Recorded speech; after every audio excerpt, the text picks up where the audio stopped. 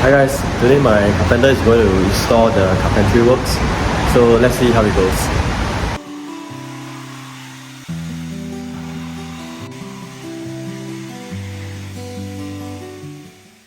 Okay, let's look at the main entrance first. So at the main entrance, see the flooring. Okay, this is the entrance for here. So it has got a slightly different floor tiles.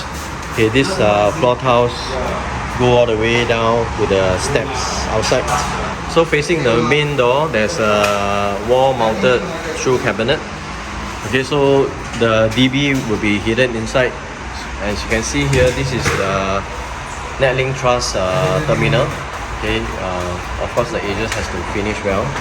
So it's an open display niche. There's going to be a small downlight over at the bottom here. Okay, the rest will be all covered up with doors.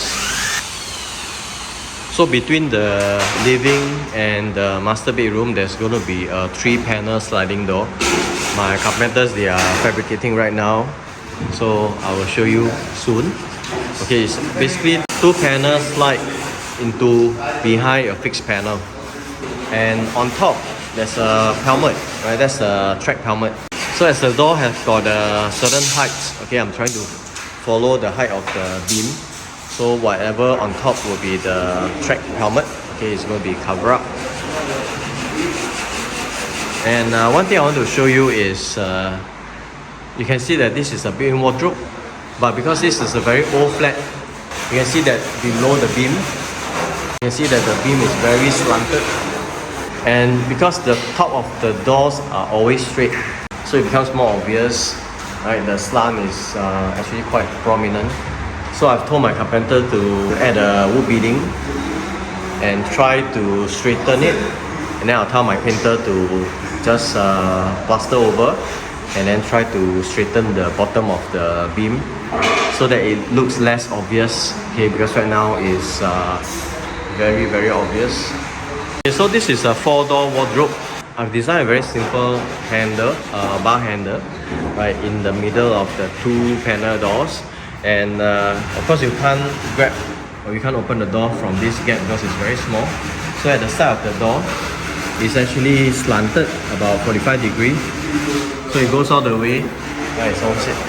So it's nicer to go all the way from the top down, and so your finger, put it behind and you open up. Okay, so there's a good grip at the edge of the handlebar. So both sides the same. So the dining will be over at this side here, and after the dining there's going to be 3-panel sliding door that slides behind a fixed panel, which my carpenter is going to install later.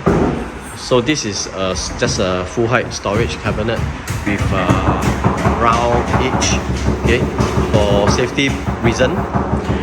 And once you step down into the kitchen, right, this is just a low base cabinet. Okay, there's going to be a pantry cabinet, and of course to box up the pipes. These are basically the storage cabinet for the fridge and some miscellaneous storage.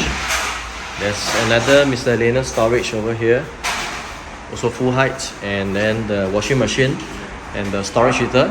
We decided to place it outside here.